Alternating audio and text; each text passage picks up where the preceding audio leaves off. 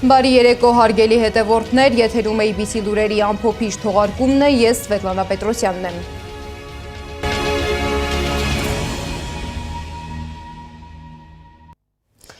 Ֆրանսիայի երկօրյա աշխատանքային այցից հետո Հայաստանի վարչապետ Նիկոլ Փաշինյանը մեկնել է Ստրասբուրգ, որտեղ ելույթ է ունեցել Եվրոպական խորհրդարանում։ Իր ելույթում վարչապետը հայտարարել է, որ Հայաստանը որևէ մտադրություն չունի հետաձգելու TRIP նախագծի իրականացումը։ Փաշինյանի խոսքով Հայաստանը նույնիսկ այսօր պատրաստ է իր տարածքով ապահովել տարանցում Ադրբեջանից դեպի Թուրքիա եւ հակառակ ուղղությամբ։ Ոչ Ադրբեջանը, ոչ Թուրքիան այս հնարավորությունից դեռ չեն օգտվել։ Ենթադրում եմ նաև այն պատճառով, որ մտածում են, թե նման լուծումը գուցե բերի TRIP նախագծի իրագործման ձգձգման։ Այս ամբիոնից պաշտոնապես հայտարարում եմ, որ Հայաստանը TRIP նախագծի իրագործումը ձգձգելու ոչ միայն մտադրություն, այլև պատճառ չունի, որովհետև նախագիծը լիարժեք համապատասխանում է Հայաստանի Հանրապետության կարճաժամկետ, միջնաժամկետ եւ երկարաժամկետ շահերին, եւ ինչպես տեսակ վերոնշյալ մեջբերումներից որևէ կերպ չի նսեմացնում Հայաստանի Հանրապետության ինքնիշխանությունը, տարածքային ամբողջականությունը, իրավազորությունը։ Հիմա ուզում եմ ասել նաեւ, որ Հայաստանի Հանրապետությունը պատրաստ է հենց այսօր գործող ենթակառուցվածքներով Կորնիձոր, Գորիս, Եղեգնաձոր, Երասխ երթուղիով ապահովել Ադրբեջանի արևմտյան շրջանների եւ Նախճեվանի ինքնավար հանրապետության միջև ավտոմոբիլային կապը։ Փաշինյանի խոսքով արդեն 8 ամիս է, ինչ Հայաստան-Ադրբեջան սահմանին խաղաղություն է եւ սահմանամերձ գյուղերում կրակոցներ չեն լսվում։ Փաշինյանը նաեւ հիշեցրել է, որ անկախությունից հետո առաջին անգամ Ադրբեջանի տարածքով գնացք է հասել Հայաստան եւ դրա համար շնորհակալություն է հայտնել Ադրբեջանի նախագահ Իլհամ Ալիևին։ 2025 թվականը մեր անկախությունից, այսինքն 1991 թվականից ի վեր դարձավ առաջին օրացուցային տարին, երբ Հայաստան-Ադրբեջան հրաձգության հետևանքով ոչ զոհ է եղել, ոչ վիրավոր։ Արդեն ամիսներ սահմանամերձ բնակավայրերի բնակիչները կրակոցների ձայներ չեն լսում։ Ավելին, անկախությունից ի վեր առաջին անգամ 2025 թվականի նոյեմբերին Ադրբեջանի տարածքով անցնելով, նաև անցնելով Վրաստանի միջով գնացք եկավ Հայաստանի Հանրապետություն։ Սա կրկնում եմ, առաջին անգամ 1991 թվականից։ Սա տեղի ունեցավ այն բանից հետո, երբ 2025 թվականի հոկտեմբերին Ադրբեջանի նախագահը հայտարարեց, թե վերացնում է Ադրբեջանի տարածքով դեպի Հայաստան երկաթուղային փոխադրումների սահմանափակումները եւ ես Ադրբեջանի նախագահին շնորհակալ եմ նման որոշման համար։ Մինչ Փաշինյանը խոսում է սահմանին պահպանվող խաղաղության մասին, երկրում քննարկումների նոր թեմա է դարձել Հայաստանի տարածքում ադրբեջանական նոր դիրք կառուցելու վերաբերյալ հայտարարությունը։ Այս մասին հայտարարությամբ էր հանդես եկել Միասնության թևեր նախաձեռնության ղեկավար Արման Թաթոյանը։ Պաշտպանության նախարարությունը այս պնդմանը մանրամասն արձագանքեց միայն մեկ շաբաթ անց։ Մինչ այդ Պաշտպանության նախարար Սուրեն Պապիկյանը Միասնության թևեր նախաձեռնության ղեկավար Արման Թաթոյանի բացահայտմանը բավարարվել էր հակադարձելով, որ նա սուտ է խոսում։ Հարայ հերոսը զուտ նրա համար են, որպեսզի ես արձագանքեմ ու իրենց զրուցակից դառնամ, ես շատ կարճ կպատասխանեմ։ Ձեր նշած անձնավորությունը ստում է, նման բան չկա, սիրելի հայրենակիցներ։ Սակայն աղմուկը դրանով չմարեց։ Միասնության թևեր նախաձեռնությունը Պաշտպանության նախարարության շենքի դիմաց բողոքի ակցիա անցկացրեց։ Թաթոյանի թիմակիցները նախարարությունից պարզաբանում էին պահանջում։ Առաջին քայլը, որ պիտի արվի, դա բանակցային սեղան վերադարձնելն է Հայաստանի Հանրապետության ինքնիշխան տարածքների դեօկուպացիայի հարցը, որը որ մեզ համար կապահովի նախևառաջ բանակցային շատ մեծ խորք եւ կանգ առն այս զիջումները, որ տեղի են ունենում կառավարության կողմից։ Երեկ մենք էլ փորձեցինք պարզաբանում ստանալ Պաշտպանության նախարարության մամուլի քարտուղարից, սակայն մեր զանգերը մնացին անպատասխան։ Բայց մի քանի ժամ անց քարլռություն պահպանող Պաշտպանության նախարարության խոսնակը վերջապես խոսեց։ Ասեմ ավելին, տեսանյութ հրապարակեց ու հերքեց մինչ այդ տարածված բոլոր հայտարարությունները, պնդելով ադրբեջանական որևէ դիրք Հայաստանի տարածքում չի կառուցվել։ Ի վերջո, ով է ճիշտ եւ ում փաստերն են արժանահավատ, մանրամասները ռեպորտաժում։ Մեկ շաբաթ շարունակ քննարկվող ադրբեջանական դիրքի առաջխաղացման թեմայի վերաբերյալ կրքերը ընդդիմության ու իշխանության միջև դեռ չեն հանդարտվում։ Ապացույցներ, հերքումներ, ակցիա պաշտպանության նախարարության շենքի դիմաց, նամակ նախարարությանը։ Մեկ շաբաթյա թոհուբոհից հետո մարտի 11-ին պաշտպանության նախարարությունը հերքեց, թե ադրբեջանցիները դիրք են տեղակայել Հայաստանի սուվերեն տարածքից ներս։ Ինչպես տեսնում եք, Ադրբեջանի զինված ուժերի դիրքը չի հատում Հայաստանի Հանրապետության պետական սահմանագիծը եւ գտնվում է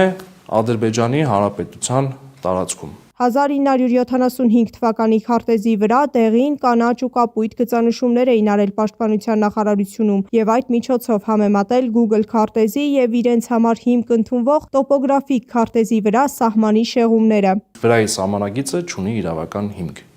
Այս մասին նաև Google Earth ծրագիրն է տեղեկացնում իր ընթերցողներին կամ այն մարդկանց, ովքեր օգտագործում են այդ ծրագիրը։ Պաշտպանության նախարարությունը սխալ փաստերով է հերքել Ադրբեջանի առաջխաղացումը, պնդում է Միասնության թևերի անդամ Նարեկ Պարոնյանը։ Միասնության թևերում նախարարության հիմք ընդունած քարտեզը համադրել են արդեն շրջանառվող արբանյակային պատկերի հետ, բայց փաստը դրանից չի փոխվել։ Ադրբեջանը եւս մեկ դիրք ունի Հայաստանի տարածքում։ Շատ հստակ երևում է, որ այս մարտական դիրքը, որը շուրջ 9000 քառակուսի մետր տարածք ունի, հստակ գտնվում է Հայաստանի Հանրապետության սահմանի ներսում։ Դիրքը տեղակայված է մոտ 3000 մետր բարձրությամբ Լեռան գագաթին եւ այս դիրքից Կուտգյուղի ու Սոտքի հանքավայրի վրա եւս մեկ վերահսկող կետ է ավելանում։ Դիրքը Կութից հեռու է մոտ 6, Սոտքի հանքավայրից մոտ 4 կիլոմետր։ Պաշտպանության նախարարության այն պնդումը, թե Կուտգյուղի առջև բարձր սար կա, որը խանգարում է ուղիղ դիտարկման տակ պահել բնակավայրը, Պարոնյանն անտրամաբանական է համարում։ Ինչ է նշանակում, դիրքի առջև գտնվում է սար եւ այդ սարը պաշտպանում է, այսինքն դիտարկումից դա անհնար է, ցանկացած զինծառայող, ով որ բանակ է ծառայել, ով որ մարտական հերթապահություն է իրականացնել դիրքերում Հայաստանի Հանրապետության եւ Արցախի, որը սրանց թեթև ձեռքով հանձնվեց, կփաստի, որ ժամանակակից աշխարհում սարը ոչ մի դեպքում պատնեշ չի կարող հանդիսանալ մարտական դիրքի համար, որպեսզի մարտական դիրքից չվերահսկվի ամբողջ տարածքը։ Կութում ընդհանրապես տեղյակ չէին, որ իրենց գյուղին հարակից Լեռան վրա նոր դիրք է կառուցվել։ Գյուղապետն ասում է, իրենց գյուղում ոչ տեսել են, ոչ էլ լսել են այդ մասին, իսկ վերջին շաբաթվա խոսակցություններին ընդհանրապես տեղյակ չէր գյուղապետը։ Այսպիսով Ադրբեջանը Հայաստանում իր հերթական դիրքն է ամրապնդել, առաջանալով մոտ 70 մետր։ Այս դիրքից ուղիղ վերահսկողության տակ են ոչ միայն Կութ բնակավայրն ու Սոտքի հանքը, այլ նաև նույն Լեռան ստորոտին տեղակայված ռազմական նշանակության ճանապարհը, որով զենք է մատակարարվում հայկական դիրքերին։ Սեդակ Յուրեղյան, Տարոն Ղանդելյան, Գեգամ Ղազարյան, ABC Media։ Ադրբեջանական դիրքերի առաջխաղացման թեմային զուգահեռ օրակարգում է հայտնվել մեկ այլ աղմկահարույց թեմա։ Բացահայտվել է, որ Հայ դատի ամերիկյան հանձնախմբի դեմ կազմակերպվել է ադրբեջանական արշավ, որին ըստ տեղեկությունների մասնակցել են նաև որոշ հայեր, այդ թվում ազգային ժողովի մեկ падգամավոր։ Ամերիկայի Հայ դատի հանձնախումբը հայտնում է, որ Լոնդոնում տեղակայված Ադրբեջանի հետ կապ ունեցող կազմակերպություններից մեկը նամակ է ուղարկել ամերիկյան լրատվամիջոցների խմբագիրներին, հրավիրելով ոչ հրապարակային քննարկումների։ Խմբագիրներին հանդիպմանը պետք է ներկայացնեին քննադատական տեղեկություններ Հայ դատի Ամերիկայի հանձնախմբի վերաբերյալ, որոնք պիտի հրապարակվեին։ Նամակում նշված են 3 հայերի անուններ։ Ինչպես են արձագանքել նրանք այս հայտարարությանը, ռեպորտաժում։ Ամերիկայի հայկական ամենահեղինակավոր կառույցին Հայ դատին տեղեկատվական պատերազմ են հայտարարել ադրբեջանական ընկերությունները, որոնք գործում են Ադրբեջանից դուրս։ Apollo Strategic Communications եւ RSK Group ընկերությունները համատեղ ուժերով ձեռնարկել են արշավ այն կառույցի դեմ, որը երկար տարիներ զբաղվում է Սփյուռքում ցեղասպանության ճանաչման, Արցախի ինքնորոշման հարցերով։ Հայ դատը հայտարարել է, իրենց դեմ կազմակերպված արշավում ներգրավված են հայեր, այդ թվում ազգային ժողովի падգամավոր։ Apollo Strategic Communications ընկերությունը նամակ է գրել լրատվամիջոցներին ու լրագրողներին, առաջարկել է հանդիպել մի շարք այսպես կոչված աղբյուրների հետ, որոնք պետք է ներկայացնեին քննադատական տեղեկություններ Հայ դատի Ամերիկայի հանձնախմբի մասին։ Նամակում տեղ են գտել 3 հայերի անուններ, որոնք ըստ նամակի հեղինակի կօգնեն վարկաբեկել Հայ դատին, իսկ այդ գործում ադրբեջանական ընկերությանը պիտի օգներ ՔՓ-ական падգամավոր Մարիա Կարապետյանը, Թուրքիայում նախկին հայ падգամավոր, իսկ այժմ Քարնեգի հիմնադրամի այցելու գիտաշխատող Կարո Փալյանն ու պատմաբան Նժդե Հովսեփյանը։ Ի դեպ Հովսեփյանը Հայաստանի պատմություն 9-րդ դասարանի դասագրքի հեղինակներից է։ ակնհայտ է, որ այստեղ ադրբեջանական հետք կա եւ բնականաբար Լոնդոնում հիմնադրված մի կազմակերպություն ինքը իրենից չպետք է վերցներ եւ Հայդատի Ամերիկայի հանրախմբի դեմ պայքար սանձազերծել, բնական է, որ դա արվել է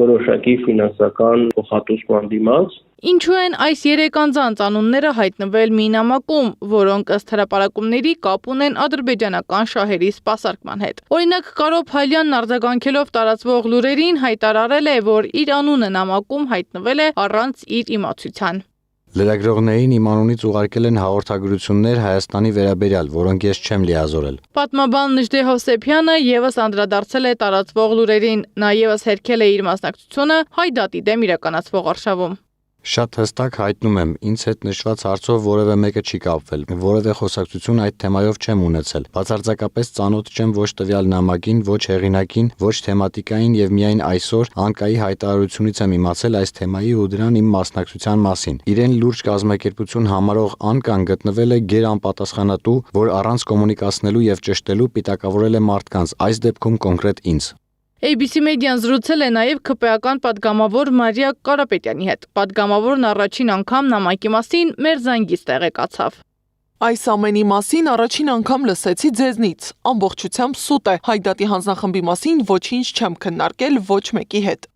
Նամակում կար 4-րդ անձի մասին տեղեկություն, սակայն նրա անունն անհայտ է մնացել։ Միայն պարզ է, որ այդ անձը կոնգրեսի աշխատակից է։ Նամակը ուղարկած Apollo Strategic Communications ընկերությունը անմիջապես հետո փակել է իր սոցիալական ցանցերի էջերը եւ կայքից հեռացրել նամակը ստորագրած աշխատակցի տվյալները։ Այս քայլերը ավելի են խորացրել կասկածները, որ գործ ունենք ոչ թե սովորական PR արշավի, այլ լավ պլանավորված տեղեկատվական գործողության հետ։ Առավել ուշագրավ է, որ ընկերության մայր կազմակերպությունը RSK Group բիզնես գործունեություն ունի Ադրբեջանում էներգետիկ եւ բնապահպանական նախագծերի վերաբերյալ։ Հիմա ընկերությունների մասին։ Ինչ ընկերությունների մասին է խոսքն ու ինչ կապ կա դրանց եւ Ադրբեջանի միջեւ։ Apollo Strategic Communications ընկերությունը Լոնդոնում զբաղվում է PR եւ ռազմավարական հաղորդակցությամբ, մեդիա հարաբերություններով, քաղաքական եւ հանրային հաղորդակցությամբ։ Մյուսը RSK Group ընկերությունն է, որը համարվում է Apollo Strategic Communications-ի մայր ընկերությունը։ Այն եւս գտնվում է Մեծ Բրիտանիայում։ Խոշոր ինժեներական եւ խորհրդատվական խումբ է էներգետիկ բնապահպանական նախագծերի ենթակառուցվածքների ոլորտում։ RSK Group-ն էլ իր հերթին ունի դուստր ընկերություն Ադրբեջանում, որը ծավալում է նույն գործունեությունը։ Այդ ընկերությունը կոչվում է Azerbaijan Environment and Technology Center։ Սադամ Ակաջյան, Գեղամ Ղազարյան, ABC Media։ Միևնույն ժամանակ լրահոսում լայնորեն քննարկվում է եւս մեկ թեմա։ Տարածվող լուրերը, թե Հայոց ցեղասպանության թանգարանի տնօրենը հեռանում է, հաստատվել են։ Թեև հանրությունը սկզբում կարծում էր, որ նա հեռացել է իր կամքով, բայց թվում է ամեն ինչ սկսվել է Միացյալ Նահանգների փոխնախագահի Հայաստան այցից։ Ինչպես հայտնի է, Վենսը կնոջ հետ այցելել է Հայոց ցեղասպանության թանգարան ինստիտուտ, այնուհետև ցեղասպանության հուշահամալիր, ծաղիկներ խոնարել անմար կրակի մոտ եւ իրենց հետ տարել Հայոց ցեղասպանության ու Արցախի մասին պատմող գրքեր, որպես նվեր։ Այս այցից հետո թանգարանում սկսվել է իրադարձությունների շղթա, որին հետևել է իմ գործընկեր Գառնի Մութաֆյանը։ Սկզբում Արցախը, Հայաստանի Հանրապետությունը սա է։ Հիմա էլ Հայոց ցեղասպանության հարցն է օրակարգում։ Այս համոզմունքն ունի փորձագիտական դաշտը։ Ասում են հայկական օրակարգում վերջին տարիներին փոխվել են առաջնահերթությունները։ Արցախի հարցը աստիճանաբար դուրս է եկել ակտիվ քաղաքական քննարկումներից։ Հերթը Հայոց ցեղասպանությանն է։ Հայոց ցեղասպանության թեմայի ուսումնասիրությունն ու միջազգային գիտական պայքարը տասնամյակներ շարունակ կենտրոնացած է մեկ կառույցում՝ Հայոց ցեղասպանության թանգարան ինստիտուտում։ Այնտեղ այցելեց նաև ԱՄՆ փոխնախագահ Վենսը։ Վենս ամուսիններին հուշահամալիրում ուղեկցում էր թանգարան ինստիտուտի տնօրեն Էդիտա Գզոյանը։ Սումգայիթի, Բաքվի, Գանձակի, Ջարդերի, Զոհերի հիշատակի խաչքարերի կողքով անցնելիս պատմել է այդ արյունոտ իրադարձությունների, նաև Արցախի պատերազմի մասին, հյուրերին փոխանցել գրքեր Արցախի խնդրի ու Հայոց ցեղասպանության մասին։ Այցին հաջորդեց Փաշինյանի գնահատականը։ Տեղի են ունեցել բաներ, որ ավելի ճիշտ կլիներ տեղի չունենան, բայց դա ուրիշ խոսակցության թեմա է։ Առանձին քննարկվեց արդյոք, պարզ չէ, բայց Փաշինյանի հայտարարությանը հաջորդեց Գզոյանին պաշտոնից հեռացնելու մասին լուրը, որը նոր հարցեր է բարձրացրել։ Խոսքը պարզապես կադրային փոփոխության մասին է, թե ավելի լայն գործընթացի։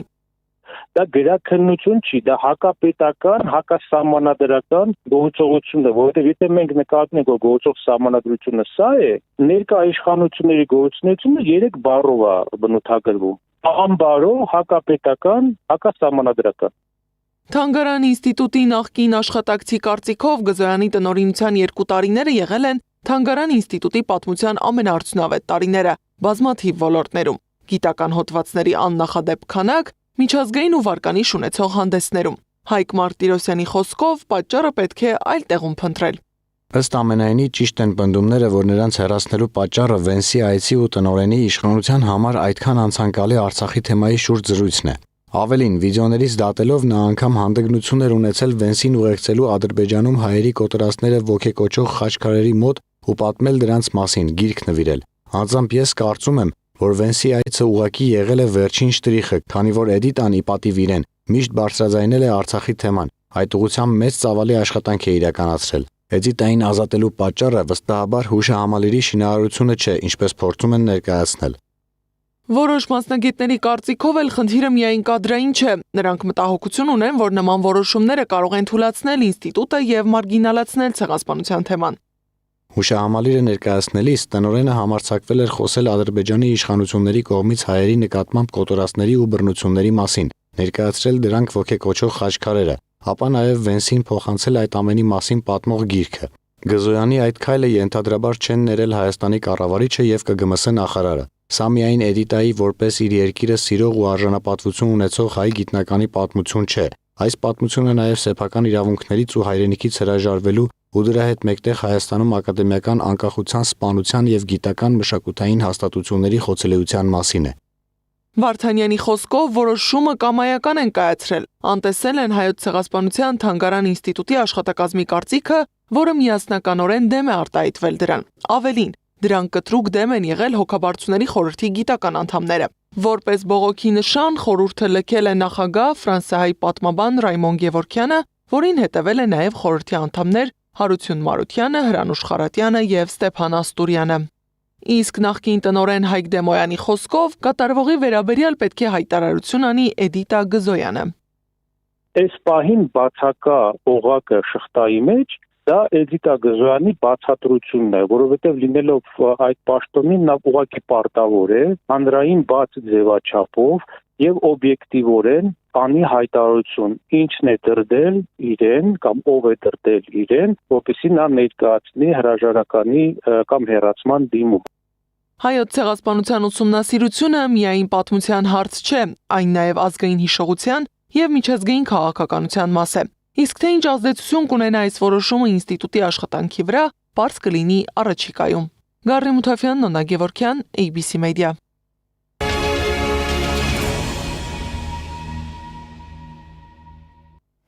Խորհրդարանական ընտրությանը ընդառաջ ընտրական օրենսգրքում որոշ փոփոխություններ են կատարվել։ Առաջիկա ընտրության համար կիրագործվի լրացուցիչ մանդատի սկզբունքը։ Խորհրդարան կանցնեն 4% հաղթահարած կուսակցությունները, իսկ դաշինքների համար շեմը բարձրացվել է։ Պաշտոնապես հրապարակվել է նաև կոալիցիա կազմելու կարգը։ Փոփոխությունները ներկայացնում է Սեդա Մակարյանը։ Հունիսի 7-ի ազգային ժողովի ընտրությանն ընդառաջ մի շարք փոփոխություններ են տեղի ունեցել ընտրական օրենսգրքում։ Կենտրոնական ընտրական հանձնաժողովի նախագահ Վահագն Հովակիմյանն է ներկայացրել փոփոխությունները, որոնք ուժի մեջ են մտել փետրվարի 7-ից։ Կուսակցությունների անցողի շեմը իջել է 4%։ Դաշինքների շեմը բարձրացել է 7%-ից 8% եւ 10%։ Ինչով է այս տարբերակումը, մինչեւ 3 կուսակցություն դրանք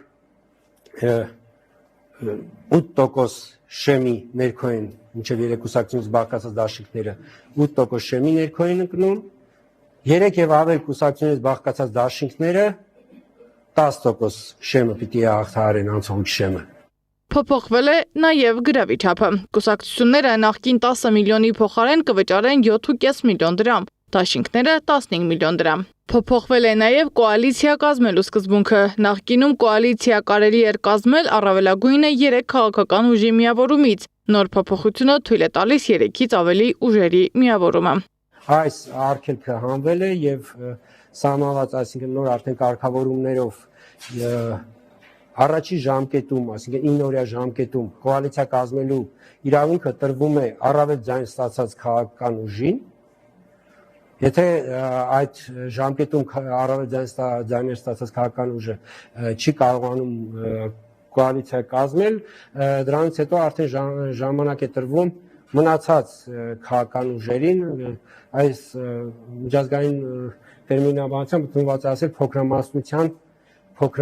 կառավարություն կամ փոքրամասնության կոալիցիա ձևավորելին։ Կիրառվելու է նաև լրացուցիչ մանդատի ինստիտուտը, ըստ որի ՇՄ չհաղթահարած ուժերի ձայներն ավտոմատ փոխանցվում են 50% եւ ավելի ստացած ուժին։ Ընտրական օրենսգիրքը սահմանում, որ տվյալ քաղաքական ուժին պետք է տրվի լրացուցիչ մանդատներ մինչև այդ 52%-ը լրացնելու չափով։ Կենտրոնական ընտրական հանձնաժողովի ղեկավարն անդրադարձել է նաև այս օրերին հանրապետության տարբեր վայրերում փակցված նախընտրական պաստառներին, ըստ նրա, քաղաքական ուժերը իրավունք ունեն մինչև քարոզարշավի մեկնարկը քարոզչություն անելու։ 2022-ի դրությամբ էլ Հայաստանում 200,000-ով նվազել են ընտրելու իրավունք ունեցողների թիվը, իսկ գրանցված կուսակցությունների թիվը շարունակում է աճել։ Մոտ 2.5 միլիոն ընտրող ունեցող երկրում 126 գրանցված կուսակցություն կա։ Սեդա Մակարյան, Էդիկ Մալաքյան, Նոնա Գևորգյան, ABC Media։